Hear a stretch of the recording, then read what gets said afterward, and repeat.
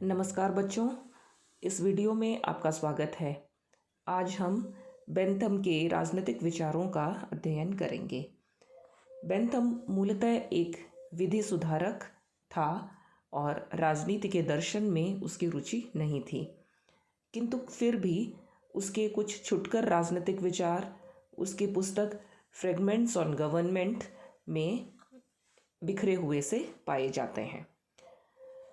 Bentham के राजनीतिक विचारों का मुख्य आधार यह है कि वह राज्य को एक ऐसा समूह मानता है जिसे मनुष्यों ने अपने सुख की वृद्धि के लिए बनाया है। जब वो ये कहता है तो इसमें दो बातें छिपी हुई हैं। पहला तो यह कि वह राज्य के उद्देश्य की व्याख्या एक संकुचित रूप में ही करता है। वह ऐसा नहीं मानता कि राज्य का कोई एक उच्चतर उद्देश्य है, या प्लेटो और अरस्तु की तरह वह ये स्वीकार नहीं करता कि राज्य का जन्म मनुष्य के शुभ जीवन की प्राप्ति के लिए हुआ है और वह उसे चारित्रिक उन्नयन के लिए बना हुआ है। वह केवल राज्य को एक संकुचित रूप प्रदान करते हुए अधिकतम व्यक्तियों के अधिकतम सुख की बात करता है। और दूसरी बात राज्य संबंधी अवधारणा की यह है कि जब वह अधिकतम व्यक्तियों की गणना करता है तो उसका अर्थ है कि उसकी दृष्टि में राज्य केवल व्यक्तियों का एक योग मात्र है। वह केवल राज्य की गणितीय रूप में व्यक्तियों के समूह के रूप में व्याख्या करता है। वह आदर्शवादियों की तरह व्यक्तियों के समूह से भी अधिक राज्य को एक अधिपुरुष का दर्जा नहीं देता। अर्थात आदर्शवादी और सावयव सिद्धांतवादी जैसा मानते हैं कि राज्य का स्वयं का भी एक व्यक्तित्व है और उसका व्यक्तित्व उसके समस्त प्रजा से अधिक महान है। इसलिए आदर्शवादी जब ये कहते हैं कि व्यक्तियों को राज्य के उद्देश्य में ही अपना उद्देश्य समझना चाहिए, बेंथम इस अवधारणा का पूरी तरह से खंडन करता है और वह राज्य की एक उपयोगितावादी अवधारणा प्रस्तुत करता है। और राज्य की उत्पत्ति की व्याख्या करते हुए वो ये कहता है कि राज्य की उत्पत्ति न तो किसी भी सामाजिक संविदा से हुई है, अर्थात वो ये नहीं मानता कि राज्य के जन्म से पहले किसी प्रकार की कोई प्राकृतिक अवस्था थी। वह यह भी नहीं मानता कि प्लेटो और अरस्तु के समान वह आदर्शवादियों के इस मत से भी सहमत नहीं है कि राज्य एक उच्चतर नैतिक सत्ता है, वरन राज्य की उत्पत्ति के बारे में भी उसके उपयोगितावादी विचार ही हैं। और वह यह स्पष्ट रूप से कहता है कि राज्य की उत्पत्ति का कारण संविदा नहीं वरन आज्ञा पालन की लोगों की आदत है। लोग आज्ञा का पालन इसलिए करते हैं कि वह उपयोगी है और वह सामान्य सुख में वृद्धि करती है। प्रारंभ में यदि किसी व्यक्ति की आज्ञा पालन से व्यक्तियों को लाभ हुआ होगा तो इस प्रकार से शनः शनः लोगों में एक राजनीतिक चेतना का विकास हुआ और उसी से राज्य का उदय हुआ। इसलिए राज्य लोगों का एक योग मात्र है और उसका हित लोगों के हित से अधिक महान नहीं है।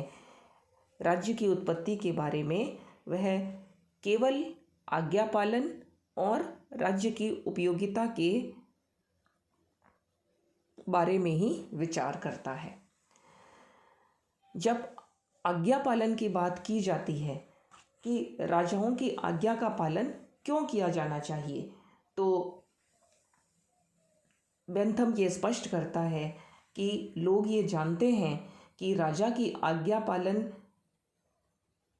के जो लाभ हैं वो उनके अपेक्षा कहीं अधिक है जो आज्ञा पालन न करने से प्राप्त होंगे। अर्थात कोई सरकार तभी तक कायम रह सकती है जब तक कि वह समाज के सामान्य सुख का ध्यान रखती है। यदि सरकार लोगों के सुख और सुविधा का ध्यान रखेगी तो लोग भी सरकार के द्वारा बनाए गए कानूनों का अथवा राजा की आज्ञा का पालन करेंगे। इसलिए यह एक उपयोगिता ही है जो कि लोगों को राज्य की आज्ञाओं का पालन करने के लिए बाध्य करती है। बेंथम ने इस प्रश्न पर भी विचार किया है कि शासन की सर्वोत्तम प्रणाली क्या होनी चाहिए उपयोगितावाद के अनुसार। वह शासन की राजतंत्रीय, कुलीनतंत्रीय और जनतंत्रीय प्रणालियों को स्वीकार करता है और वो इस मान्यता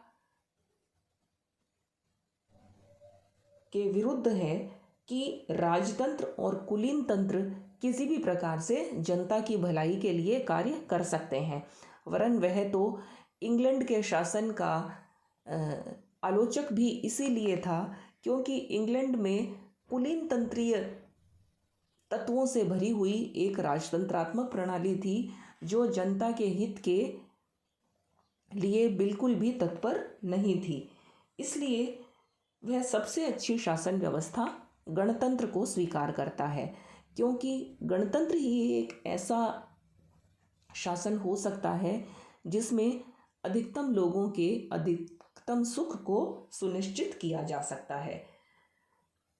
और गणतंत्र में वह अनेक साधनों को अपनाने की बात करता है, जिसमें वयस्क मताधिकार, वार्षिक संसद, गुप्त मतदान, संसद के द्वारा अपने अधिकारियों का चुनाव आदि अनेक ऐसे उपाय हैं जिन्हें अपना करके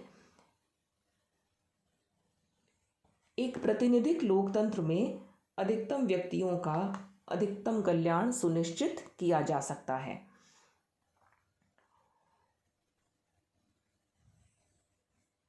वह लोकतंत्रवाद का समर्थन एक और कारण से भी करता है, क्योंकि उसने ये अनुभव किया था कि उपयोगिता के सिद्धांत पर आधारित कानूनों को एक राजतंत्रीय और कुलीनतंत्रीय सरकार की अपेक्षा एक लोकतंत्रीय सरकार अधिक उत्साह के साथ लागू करेगी। इसलिए वह सभी प्रकार के शासन प्रणालियों में से उपयोगिता के आधार पर ही एक गणतंत्रीय और लोकतंत्रीय शासन व्यवस्था अपनाने की बात करता है। जहाँ तक राज्य के कार्यों का सवाल है, वह एक नकारात्मक राज्य का समर्थन करता है। नकारात्मक राज्य का तात्पर्य यह है कि वह यह मानता है कि व्यक्ति राज्य की आज्ञाओं का पालन दंड के भय से करते हैं। राज्य की आज्ञा का कोई नैतिक और आंतरिक आदर्शात्मक स्वरूप नहीं है, वरन जब मनुष्य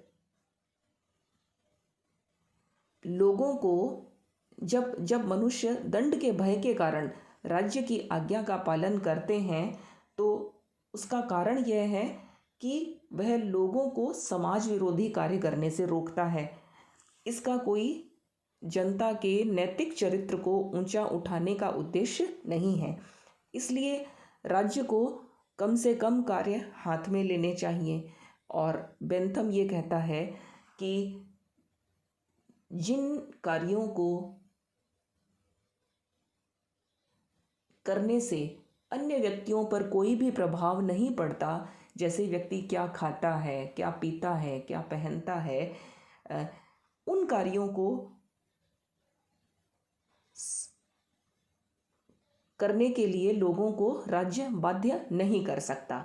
इस प्रकार से यदि यह विभाजन कर दिया जाए कि स्व संबंधी और पर संबंधी कार्य, तो राज्य केवल पर संबंधी कार्यों को ही अपने हाथ में ले, अर्थात ऐसे कार्यों को हाथ में ले, व्यक्तियों को ऐसे कार्य करने से रोके जिनसे कि दूसरे लोगों की क्षति हो सकती है। इस प्रकार से वह सामान्य सुख की चर्चा करता है, किंतु राज्य को अधिक कार्य देने के पक्ष में नहीं है। और इस प्रकार से वह एक व्यक्तिवादी है और उपयोगितावाद के आधार पर ही राज्य को न्यूनतम कार्य देने के पक्ष में है।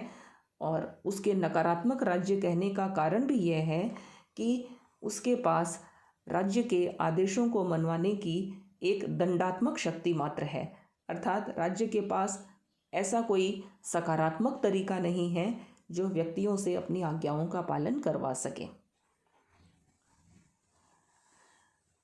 बेंथम के कानून तथा स्वतंत्रता संबंधी विचार भी बहुत महत्वपूर्ण हैं।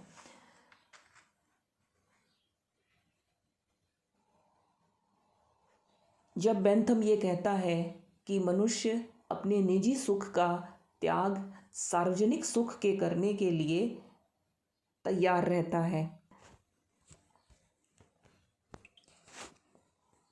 इसका अर्थ यह है कि व्यक्ति जब राज्य के अधिकतम सुख की प्राप्ति वाले कानूनों का पालन करता है तो वह दंड के भय के कारण करता है।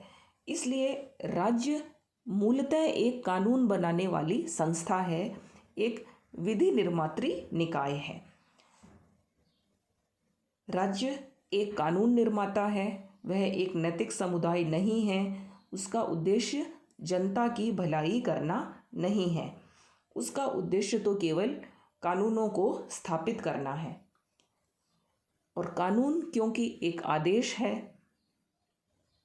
लोगों की स्वतंत्रता पर एक प्रतिबंध है, इसलिए यदि कानून और स्वतंत्रता के आपसी संबंधों को देखें तो बेंथम की नज़र में कानून स्वतंत्रता का शत्रु है और जीवन की एक उपयोगितावादी योजना में स्वतंत्रता का कोई मूल्य हो भी नहीं सकता,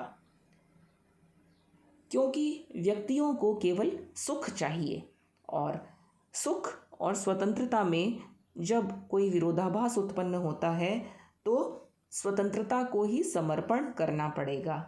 वह व्यक्ति की सुरक्षा को भी सुख वृद्धि करने वाली चीज़ ही मानता है, अर्थात राज्य के लिए यह अधिक महत्वपूर्ण है कि वह व्यक्तियों की सुरक्षा को निश्चित करे। और जब समाज के सभी व्यक्तियों की सुरक्षा राज्य को करनी पड़ेगी तो उसे बहुत से व्यक्तियों की स्वतंत्रताओं को भी प्रतिबंधित करना पड़ेगा। इसलिए कानून का मुख्य उद्देश्य सुरक्षा है और सुरक्षा ही कानून की आवश्यकता को उत्पन्न भी करती है। इसलिए बेंथम की विचारधारा में स्वतंत्रता को बहुत ही निम्न स्थान दिया गया है। बेंथम ये कहता है कि स्वतंत्रता को एक प्राकृतिक अधिकार समझना एक निरी मूर्खता है, क्योंकि प्राकृतिक अधिकारों की जो व्याख्या लॉक ने की थी वह केवल एक कलम की चतुराई के अतिरिक्त और कुछ भी नहीं है। इस प्रकार से व्यक्ति की स्वतंत्रता का बेंथम के चिंतन में कोई विशेष महत्व नहीं है। हाँ, जब स्वतंत्रता की चर्चा करते हैं तो वह नागरिक स्वतंत्रताओं की उपयोगिता को जरूर स्वीकार करता है, अर्थात बेंथम प्राकृतिक स्वतंत्रता के सिद्धांत को स्वीकार नहीं करता, जिसका अर्थ यह है कि वह ऐसी किसी स्वतंत्रता को नहीं मानता जो मनुष्य को प्रकृति ने ही विद्यमान की है और राज्य के आदेशों से परे जाकर के मनुष्य के पास कोई स्वतंत्रता है, किंतु वह नागरिक स्वतंत्रता को स्वीकार करता है, अर्थात कानून की सीमाओं में रहते हुए व्यक्तियों को जो भी स्वतंत्रता मिलती है उन्हें केवल उसका ही उपभोग करना चाहिए। वे अपना इस प्रकार का मनमाना और इच्छानुसार आचरण नहीं कर सकते जो किसी भी कानून का उल्लंघन करते हों। इस प्रकार से एक उपयोगितावादी राज्य में कानून के द्वारा दी गई नागरिक स्वतंत्रता तो संभव है, किंतु किसी भी प्रकार की प्राकृतिक स्वतंत्रता का कोई भी स्थान उपयोगितावादी योजना में नहीं है। और जब कानून की बात करते हैं तो उसके संप्रभुता संबंधी विचार भी सामने आते हैं। और जब बेंथम बार बार ये कहता है कि राज्य एक विधि निर्माता है, राज्य का उद्देश्य ही कानून बना करके लोगों को दंडित करना है, तब वह राज्य को एक संप्रभु संस्था मानता है। संप्रभुता का अर्थ यह है कि राज्य ही सर्वोच्च शक्ति संपन्न समुदाय है। इसलिए राज्य के किसी भी कानून कार्य को कानून का विरोधी नहीं समझा जा सकता। राज्य का जो भी आदेश है वही कानून है, और ऐसी कोई दूसरी शक्ति नहीं है, कोई दूसरी सत्ता नहीं है जो राज्य के द्वारा बनाए गए कानूनों को चुनौती दे सके। इसलिए वह धर्म, नैतिकता और अन्य किसी भी प्रकार की शक्ति को राज्य से ऊपर नहीं मानता, वरन राज्य के अधीन स्वीकार करता है। किंतु इस सर्वोच्च शक्ति संपन्न राज्य के ऊपर, राज्य की संप्रभुता के ऊपर वह केवल एक प्रतिबंध लगाता है, और वो है संपूर्ण जन समुदाय के द्वारा राज्य के कानूनों का सामूहिक विरोध। इसका अर्थ यह है कि यदि जनता सामूहिक रूप से यह मानने लगती है कि राज्य के कानून उसके सुखों के विरुद्ध है, या उसके कानूनों से जनता को लाभ के बजाय हानि अधिक हो रही है, तो ऐसे में जनता उस राज्य के विरुद्ध क्रांति कर सकती है, और सरकार को ऐसे कानून लागू नहीं करने चाहिए जिन्हें कि जनता यह समझती है कि वे उनके हित में नहीं हैं। इस प्रकार से राज्य की संप्रभुता संबंधी अवधारणा की व्याख्या करते हुए बेंथम यद्यपि राज्य को एक सर्वोच्च समुदाय मानता है, किंतु फिर भी वह अधिकतम व्यक्तियों की सामूहिक शक्ति से उसकी शक्ति प्रतिबंधित हो जाती है, और इसलिए वह राज्य को असीमित अधिकार देते हुए भी जनता के क्रांति के अधिकार को भी सुरक्षित रखता है, और उपयोगितावाद के आधार पर ही राज्य की संप्रभुता का समर्थन करता है। और जब राज्य की संप्रभुता की बात आती है तो उसके साथ ही साथ समानांतर रूप से लोगों के अधिकारों की भी चर्चा की जानी चाहिए। और बेंथम का जो समय था वो लॉक के द्वारा बताए गए प्राकृतिक अधिकारों के समर्थन का समय था, किंतु बेंथम प्राकृतिक अथवा नैसर्गिक अधिकारों को बहुत ही बचकाना समझता था, और वह यह मानता है कि अधिकार निरपेक्ष नहीं हो सकते, अर्थात अधिकारों का अस्तित्व उनकी उपयोगिता के कारण है। अधिकार केवल राज्य के द्वारा दी गई वो सुविधाएं हैं जिनके कारण व्यक्ति के सुख में वृद्धि होती है। एक व्यक्ति के अधिकार यदि दूसरे व्यक्ति के अधिकारों में बाधा डालते हैं तो राज्य का यह दायित्व है कि वह अधिकारों को प्रतिबंधित कर सके। इस प्रकार से वह केवल कानून सम्मत अधिकारों की धारणा की ही चर्चा करता है और कानून की सीमाओं के भीतर ही वह अधिकारों की उपस्थिति को स्वीकार करता है। इसलिए वह अनियंत्रित और अप्रतिबंधित अधिकारों के सिद्धांत को स्वीकार नहीं करता और यहाँ यह स्पष्ट है कि उसकी अधिकार संबंधी अवधारणा भी उपयोगिता के कारण ही स्वीकार की गई है और लोगों के अधिकारों को प्रतिबंधित करता है इस आधार पर कि कुछ व्यक्तियों के अधिकारों के कारण बहुत से लोगों के अधिकारों में बाधा उत्पन्न होती है। इसलिए वह स्वतंत्रता और अधिकार इनको अधिक महत्व नहीं देता, वरन अधिकतम व्यक्तियों के अधिकतम सुख को ही सबसे ऊपर प्रधानता प्रदान करता है। जब व्यक्ति के अधिकारों की बात आती है तो सर्वाधिक महत्वपूर्ण जो व्यक्ति के लिए जो वस्तु है वो है उसकी व्यक्तिगत संपत्ति। अब चूंकि बेंथम प्राकृतिक अधिकारों की अवधारणा का त्याग कर देता है, इसलिए वह